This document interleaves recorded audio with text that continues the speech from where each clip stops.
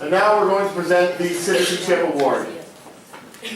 The Citizenship Award goes to an individual whom Pandora's collective feels has excelled in their support of writers within our community.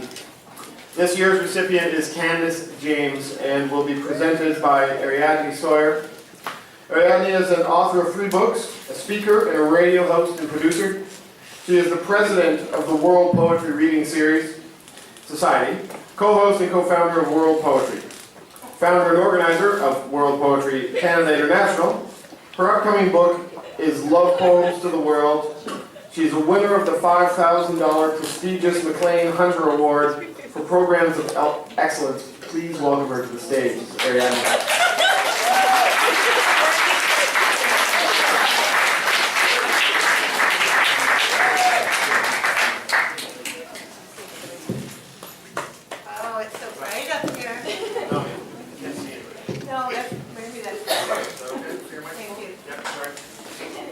Well, I'm very honored to be asked to give the Citizenship Award to Candice because I was a past recipient of it, so it's one of the awards I really honor.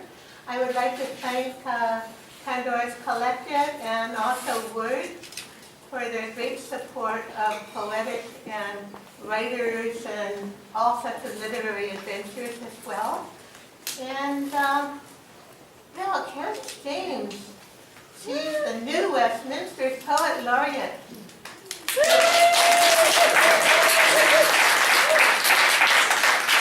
During her second third-year term of office, her first publication, A Spit in the Water, Fiddlehead, 1979, was the start of 9 collections of poetry. And the most recent is Merging Dimensions, Escasas Edition 2015. She is the founder, director, and past president of the Royal City Literary Arts Society, past president of the Federation of BC Writers, founder of Poetry in the Park, and co-founder of Poetic Justice. She enjoys life as a visual artist as well as a singer, songwriter, and musician. Further detailed information can be found under Candice James at recipient.org. But I would like to say she's much more than all her titles, awards, and published book of poetry. She's a warm, caring, and supportive light in Canada and elsewhere. Coming back from a cross-Canada tour sharing her poetry throughout the country, Candice is a worthy recipient of this prestigious award. She has transformed the city of New Westminster into a vibrant poetic and literary community with events, book launchings, and participates in many community events. And for World Poetry, New Westminster, she's been wonderful. She's done opening poems, and she's going to be on the radio, the World Poetry Cafe, next week, so that will be exciting to have her back. It was after she was on the show, we had people writing in from all over saying it was the best writer's advice they'd ever heard. So it's really a tribute to her. A mentor to many and a supporter to all, not only to New Westminster, but to BC, Canada, and the world. She fits the criteria perfectly. It is my honor to present the award to Candice James.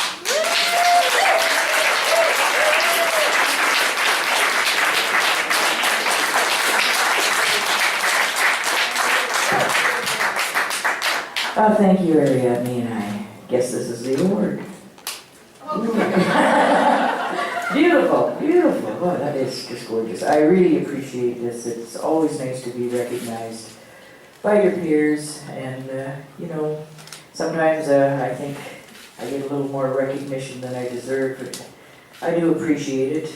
I appreciate everybody in the poetic community, the literary community. I think everybody, even if they're not a writer, they've got that in them. They have something to give, something to share.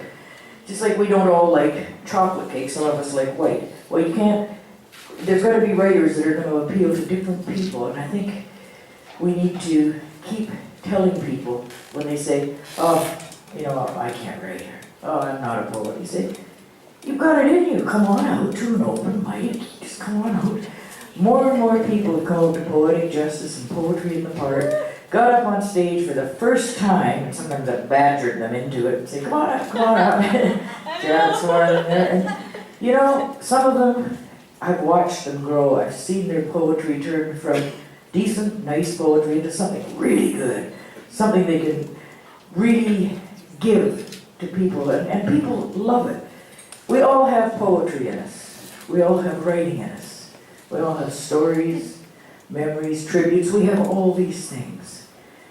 And I started out years ago in 1978 writing poems in the car because my daughter sort of had to be dropped out of daycare when she was young, and I had to take her to special early childhood education, and they only wanted myself and the actual educator involved, not that daycare. So I had to drive a long way to take her there every day, and I had to spend about 4 hours in the car waiting for her, so I wrote and wrote and wrote and wrote and wrote, because I couldn't go shopping, too much money. So a friend of mine, I took a look at the stuff and thought it was good, and I said, no, it's not very good. So she, thank heaven she did, she sent it away for me. And the interesting thing is she sent it to 25 poems to 3 different presses back in 1978. And one of them was Oberon Press. I don't even know if it's still around, but they wrote back and said, we just don't like it, it's just not for us. And the second one was Coach House, and they said, well, we do like it, but you haven't been in any periodicals, and that's one of our criteria, you must be published in a periodical. But go ahead and do that, and then send something back. And the third one was Fiddlehead. And they didn't write back, they just phoned me. And this voice on the phone was Fred Cogswell, and he said, I like this stuff very much. I'd like to do a chapbook. How many do you have? Well, at that point I had about 100, but I was even into embellishing back then. I said, about 300 or so. And I thought, that sounds good. And so he said, that's good. I'll be out there in 3 weeks. I'd like to see them. So I really spent a lot of those 3 weeks. I didn't sleep near as much as usual. I was just writing. And by the time he got out here, I had 304. So saved my bacon. So we met down in Vancouver. I'm not quite sure where it was. Somewhere down in Kitsilano, a hotel. Anyway, not the room. Down in the lounge, or the bar, or where. But it was down there. Oh my goodness. Anyway, he looked at the rest of the stuff there, and we actually had this whole little corner area and all kinds of papers. And he left that day with 116 of my poems and said, I'm going to publish these. So I was really, really very thrilled, because I thought, wow, this is really nice.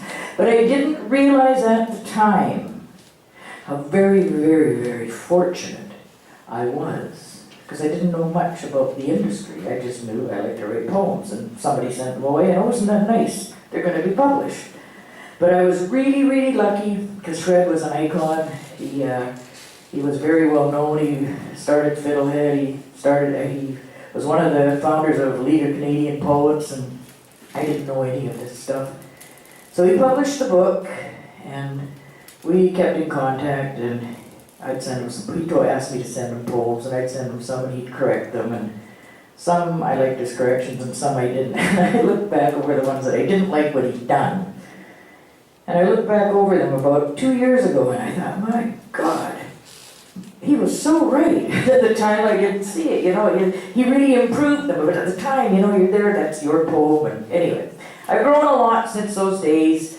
I can take criticism now so constructively, and I welcome it. I actually welcome it, because it makes me look at my poem that I thought was finished with new eyes, and many, many times I realized it wasn't finished. So every bit of criticism I get from somebody is very, very welcome to me, because it helps me build. And I try and do that for everybody I come in contact with. I think we all have poetry in us. Anybody that wants my help gets it. And I try to tell them up front, when I give you any criticism, it's not because I'm trying to put you down, it's because I'm trying to help you. I didn't take it. I could, but I just kind of poo-pooed it. But nobody's going to take the time to criticize your work unless they care. And it's not that easy to find people who really give a damn about whether you succeed or not. I do. Anybody that wants my help will get it, unabashedly, at any time. I try and do the best I can for people, start things up, get them out of the closet, get them up on the stage, get them becoming everything they could possibly be. And then I feel like I've done something. So I'm going to, I can't really individually thank everybody. There's Kyle Hogg, Bonnie Nish, City of New Westminster, Francie Luan, Janet Quammen. There's just so many. Dennis Boland, Orndean Fulton, everybody. You know, everybody's been so good to me on my journey. Each person that's crossed my path has helped build a bridge for me to be where I am today and where I'm going. And I love you all very, very, very much. So because I love poetry so much, I'm going to close with one of my favorite poems, and I'll get off the stage so you can get to the good stuff and find out who got what at the auction. And this is called Tumbling Down. It's about arts in general throughout the ages. Shakespeare said it with quill and ink and inspiration's golden link, and the words came tumbling down in sonnets and verses, plays and prose, in theaters and traveling minstrel shows. His passion still rages and spills from the pages onto the glitter of sound sets and stages, tumbling down, still tumbling down. Mozart said it with notes and keys, in compositions and symphonies, and the music came tumbling down, illuminating the darkness undressing. Saints, sinners, and lovers confessing the agonies and ecstasies in serenades and rhapsodies, tumbling down still, tumbling down. Michelangelo said it with paints and brush, guided by an angel's touch, and the colors came tumbling down onto the Sistine Chapel's ceiling, saints, cherubs, and angels kneeling in a masterpiece of holiness, saving grace and forgiveness, tumbling down still, tumbling down. Artists, musicians, poets, and sages, droplets of gold on history's pages, tumbling down throughout the ages. Their world of beauty surrounds us still. Their legacy is a living will, tumbling down, forever tumbling down. Thank you all very much for this wonderful award for listening to me and just simply for being you.